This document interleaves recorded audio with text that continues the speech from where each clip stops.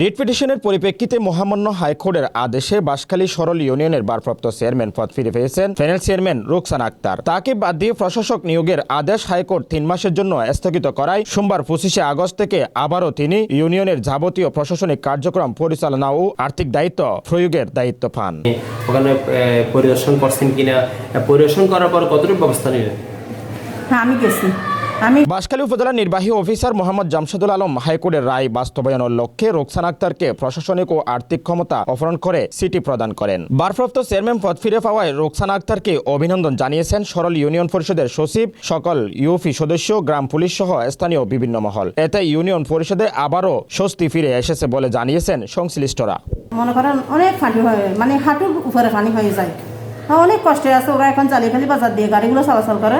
আশা করি কাজটা খুব দায়িত্ব ফিরে পেয়ে রোকসানা আক্তার বলেন, আল্লাহর আশ্বাস রহমতে হাইকোর্টের সুবিচারে আমি আবারও দায়িত্ব ফিরে পেয়েছি। ইউনিয়নের উন্নয়ন আমি সর্বোচ্চ চেষ্টা করব। বিশেষ করে রাস্তাঘাট, শিক্ষা প্রতিষ্ঠান, চিকিৎসা সেবা উন্নয়নের কাজ করতে চাই। স্থানীয়রা আশা করছেন তার নেতৃত্বে ইউনিয়ন ও উন্নয়নের কর্মকাণ্ড আরও গতিশীল হবে বলেও মনে করেন।